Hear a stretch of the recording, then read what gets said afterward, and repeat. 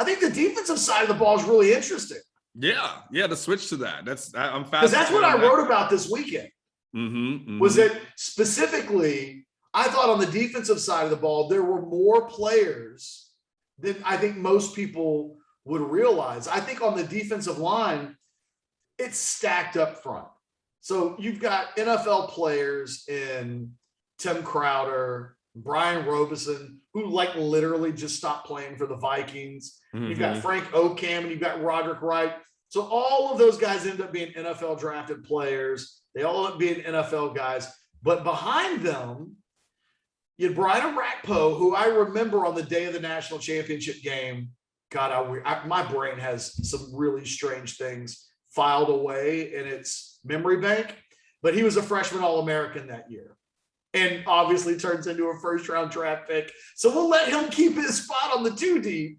But the defensive tackles weren't very good. Yeah. I would make a case that every single defensive tackle that Texas has on the roster at the top right now would at least be a backup on the 2005 team. Yeah. So Keandre Coburn could be a backup. Byron Murphy could be a backup. T'Vondre Sweat is better than the backups that they had. So we can only put 2 on a 2 deep. But I think that there are 3 or 4 guys, and I think Alfred Collins would be a backup at defensive end on the other side of the ball. So, like none of these guys are starters.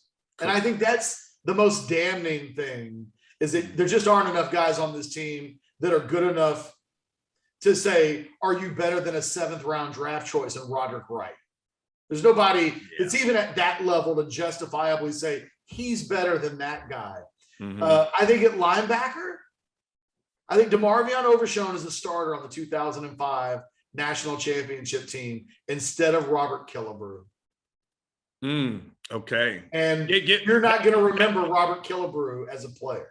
Ketch, give us more on that one, because your viewpoint on that, because there was a couple of people on Twitter that wanted to point out to me they felt like DeMarvion was undersized, but then some, there was interesting back and forth. And again, that's one of these, like, I gotta stay in my lane. I'm like, I don't know, but I mean, I know he's undersized, but they thought he might be too undersized to play on that as a linebacker. Then give me your ideas on DeMarvion and how he'd fit in. Well, I think Robert Killebrew was your starting weak side linebacker on that team. And he was a pretty good football player. Robert Killebrew, the weak side linebacker position, generally speaking, was regarded as the weakest starting position player on the team. Now, I don't mean to call out Robert catching a stray if he's watching this video at home and he's like, whoa. I don't mean to do that to Robert, but in this situation, Robert Killebrew was always the guy that fans back then wanted. They wish Derek Johnson was the starter at the year. Like, that was Derek Johnson's position. And then Derek leaves and Robert Killebrew became the starter. And he was a good player. Good player, but not an NFL player, not a guy that was an NFL draft pick, not a guy that was thought as a potential game changer. I think DeMarvion Overshown of this year, which is what we're talking about, the 2022 version of DeMarvion Overshown, would start ahead of Robert Killebrew on the 2005 team. And it would make that 2005 team better. They would use DeMarvion Overshown completely different on that 2005 team than they do on this team.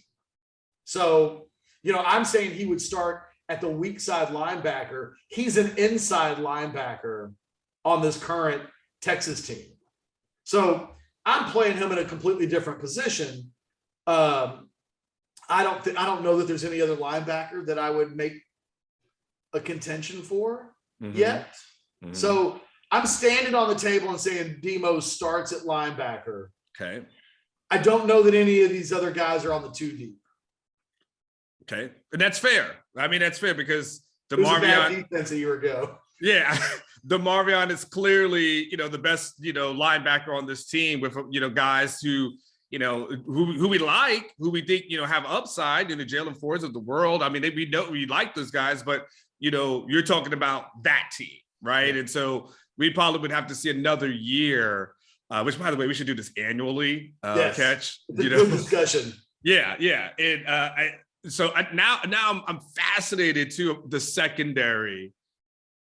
It might be the best secondary in the history of college football. It's really good. Yeah. And it's the 2005 team had 2 Thorpe Award winning players and a slew of first-round draft picks. You're starting. Texas' starting cornerbacks, if I'm not mistaken, were week in and week out Cedric Griffin and Terrell Brown. Correct. Who was a 3rd-round pick for the Niners, 4th-round pick for the Niners.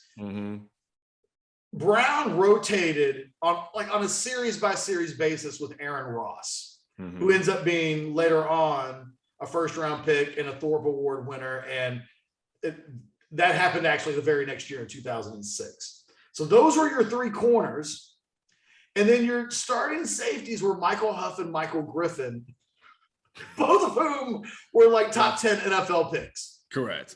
And Michael Huff, interesting career in the NFL, probably didn't live up to the hype, but Michael Griffin was a badass NFL football player that played a long time in the league.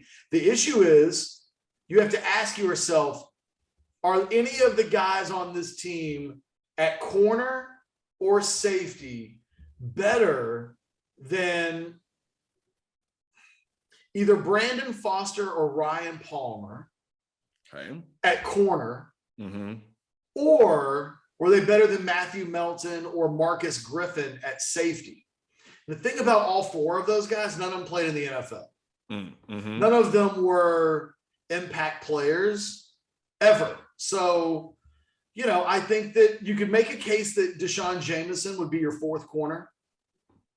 You'd probably make a case that any of the corners, Johnny Barron could be talked. You could talk me into Barron being the 4th corner if you think he's better than Jameson. But I think there's a backup cornerback spot that someone on this team can grab. And then I think at safety, you can make the exact same case that although going into the year, Anthony Cook, I'll put in there. Anthony Cook could play on that 2005 national. He's not starting. Keep in mind, that's what we're talking about. Yeah. But yeah, I would take him over Matthew Melton. So on defense, we're talking about Alfred Collins as a backup strong side defensive end or weak side, wherever you're not putting Brian Orakpo. I think there's 3 defensive tackles that could legitimately be on that 2 deep in 2005. So we're at 4 players. 1 linebacker makes 5. A couple of corners could be in that spot is 7. And 1 safety makes 8. So 8 and 8, 16 guys. I got it. So 16 on defense is what you got. 16 offense and defense. Okay, so you got 8. I'm sorry, Catch, because I had another question I want to ask you. Okay, so staying with this, all right. So you got 8 on one side, 8 on another. Okay. Now I got just throw something I want to throw at you. Let's say there was a Longhorn Heisman contest, right? And you have to have the top 5 players from both teams from that 2005, 2000, and then in this year. Who would be your top 5 as far as if there's a Longhorn Heisman? Who gets to go? Well, I guess it wouldn't be New York. I guess who gets to go to Austin and compete for that? The thing is, am I going off of 2000 I have the 2005 results to work with, and I don't have the results of this team. So I'm not quite sure how I'm apples to apples supposed to answer that question. My instinct, if we're talking about who are the 5 best players combined off of those 2 teams, I would go Vince Young is 1, and he's light years ahead of anybody else. I mean, Xavier Worthy doesn't deserve to have his name mentioned in the same breath as Vince Young. And you and I think Xavier Worthy's like Maybe the best player that you and I have seen in the last decade. So all due respect to Xavier Worthy, I think Vince Young's the best college football player I have ever seen. Okay. If it's a Heisman race, it's all offensive guys. At which point I might put Xavier 2.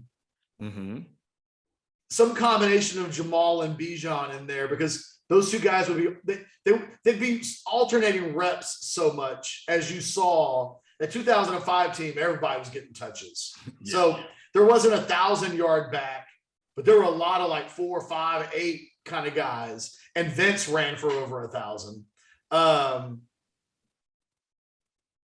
Michael Huff was the best defensive player in the country in 2005. If I'm using the results from the 2005 season, then the Thorpe Award winner is in this UT Heisman top 5. That's probably how I would do it. So 2 of the 5 would be current players. Wow. Okay. And then the last so one. If you asked me to do a top 10. Okay. Yeah. Okay. Can you expand it? I get you. I went from a Heisman perspective, right? So, it's like only a couple of guys to get to. I expanded it to 5. If you go 10, and that you've got, so far you've got Vince at 1, Xavier at 2, some combination of Jamal and Bijan at 3 and 4. You've got Huff at 5. Now we're just ranking guys on the 2005 team. I'm not sure another player from the 2022 team makes a top 15. So 2 of the top 5, but probably 2 of the top 10 and 2 of the top 15.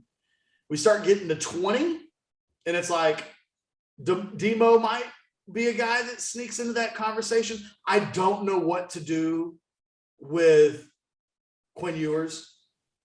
I mean, by the end of this year, we may look back on this conversation and do an update on it.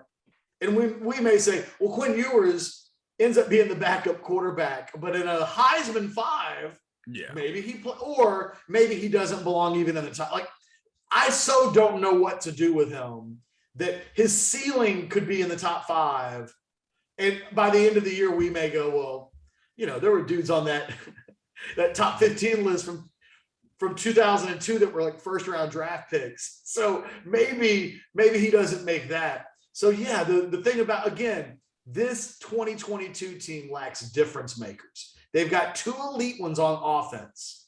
And then you start ranking guys, there's a lot of All-Americans on that 2005 team before we even get to dudes like Cedric Griffin, who was a 2nd round pick at cornerback and just a total bad MFer. Seriously, like in the NFL, he was really good. In college, he was fantastic. Texas doesn't, let me put it to you like this. I think there are guys in that Texas secondary that could make it too deep, but they don't belong in the same conversation with a guy like Cedric Griffin. So, and Cedric Griffin probably doesn't make the top 10. So, the most damning, I think there's a high number of guys that make an imaginary too deep, but there's a very small group of guys that crack the true upper echelon. And I think that's what Texas fans think of when they think of all those NFL players, all those high NFL draft picks. But the underbelly of that 2005 team was weak enough that you could put a bunch of 2022 guys on it. But just, it would take a lot of injuries for some of these dudes to get on the field. I got one more question for you. My last question, that is, this would be it for me. If you took VY off the 2005 team and put him on this one with these kind of weapons, but also with the same offensive line that we have to see what they did. And again, we're talking right now. We can do this after the season, and we may have some better answers. What would be your expectations of him? Would you still think one of the greatest players you've ever seen? This Vince Young on this year's team goes 11-1. They win the Big 12. They lose to Alabama. He puts on a show against Alabama, though. I mean, Vince Young in college made guys like Tyrone Woodley, not Tyrone Woodley, the linebacker from Michigan, who I've now mixed up with an UFC wrestler. Oh, But he took like all Americans at other schools and made them look like trash. So Vince Young, the 2005 version, on any team in the Big 12 elevates them to Big 12 championship contending status. On this Texas team with Bijan and Xavier Worthy and all that skill talent, they'd put up pinball numbers. Offensive line be damned. Texas would give up a ton of points, but they'd have the dog. One guy, Vince Young, changes the entire 2022 Texas locker room. And that's what this team misses. And it's one of the things I like about it. I mentioned this last week about Xavier Worthy, that he's not waiting to be a leader.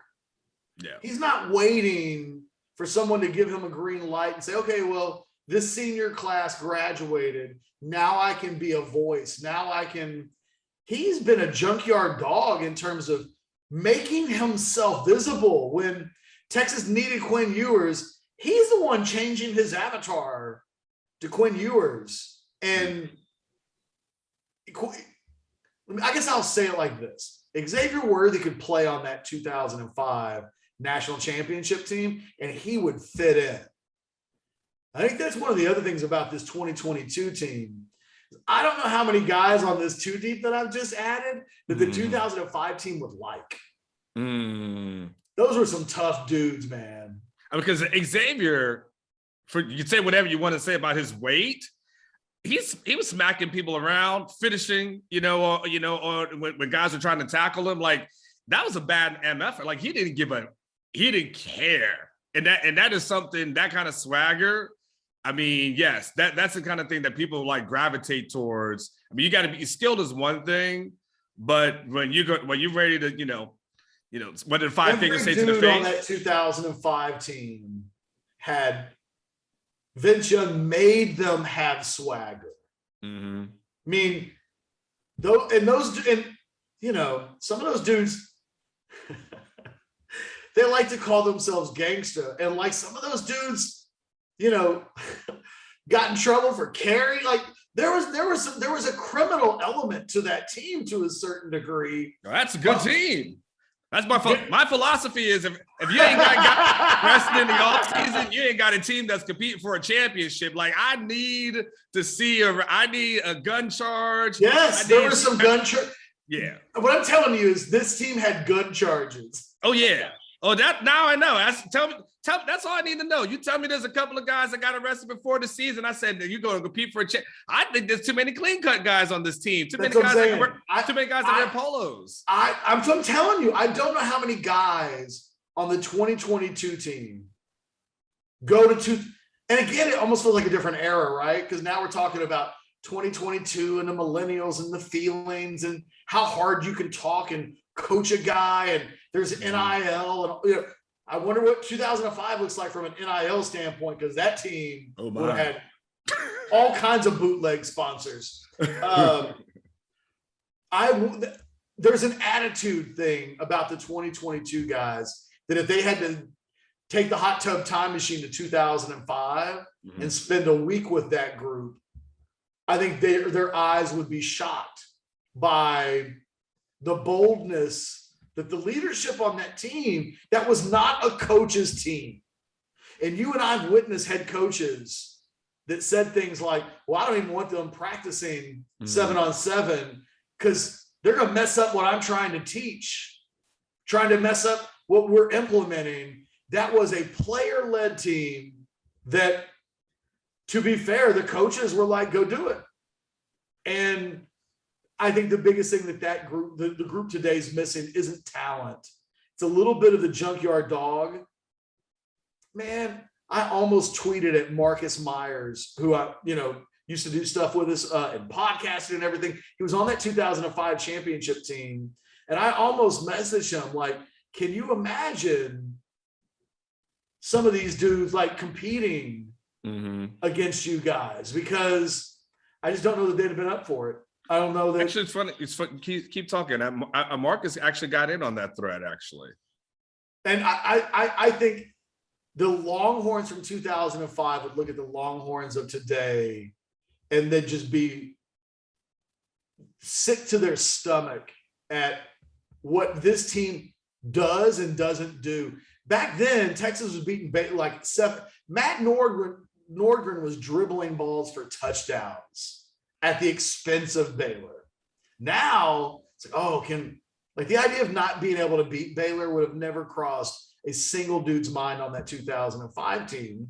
Mm-hmm. And the current members of this team get out hustled and outworked and out junkyard dogged by Baylor. That happens. That's why they've won championships in the last decade and Texas hasn't. And I went on a rant about that, obviously, just this week. But anyway, I'm good. I'm good too. And Marcus, one of the things I did see him, he talked about Bijan and Xavier being in the 2 deep.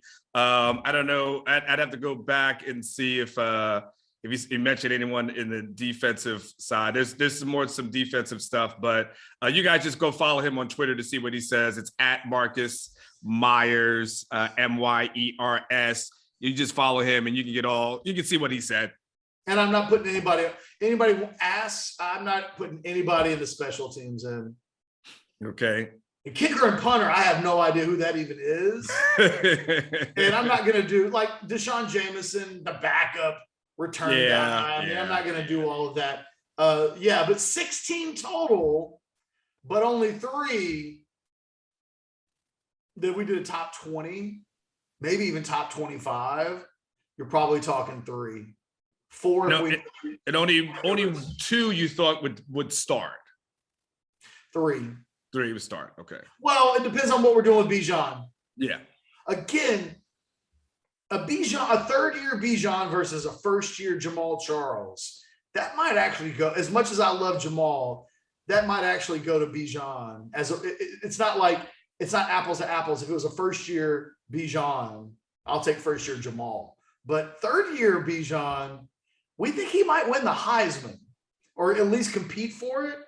And we sure as shit didn't say that about Jamal Charles as a true freshman. Anyway, look, leave your comments in the comments section. Am I crazy? Do you think that 16 players being able to crack a 2 deep spot on the 2005 National Championship team, have I lost my mind? It's possible. Onward, it might be true, man. I just said 16 guys off a 5-17 could make the 2 deep.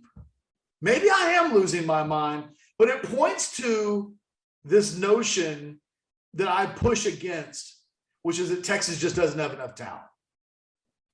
I think that's fair. I mean, that becomes the fair thing. I mean, there's talent, that's on the team, and I think, like to your point, Ketch, is probably more talent than people realize. There's things that happen that probably go beyond talent as far as why this team wasn't as successful as it was. So, but thank you. It's a really fascinating, enlightening conversation. I can't wait to read the comments from a lot of the old heads to see what they say. This is going to be something that when it's posted, it's probably going to be 2 different videos, I'm guessing. I'm just going to keep people fresh. People are going to forget that Brian Carter was a starting wide receiver that year for Texas. I think Texas has 3 guys that are better than Brian Carter at receiver. So, it's more than 2 or 3 because you could make a case that the entire Texas wide receiver room of 2022 just comes in and takes everybody's job in 2005. I mean, you can make the case. Yeah, sure. You could. So, and as a matter of fact, that might make for a great column topic for Sunday, because that would probably lead to some significant discussion. And I'm kind of down with that. So look, we'll continue this because Pandora's box has been opened. Yeah. And in the off season, you take anything you can get out of Pandora's box for content. It's either that or do another Arch Manning video, which that's next week. What time is it, right? For Anwar, Richardson, and myself, leave the comments, subscribe to the channel, get notifications, like the video, do all of those things that help our algorithms. And, we don't know how it works, but we know that it works if you could do all of those things for us. that'd be a real solid. Until tomorrow when we do the podcast, you guys be good to each other. We'll talk to you soon. Later.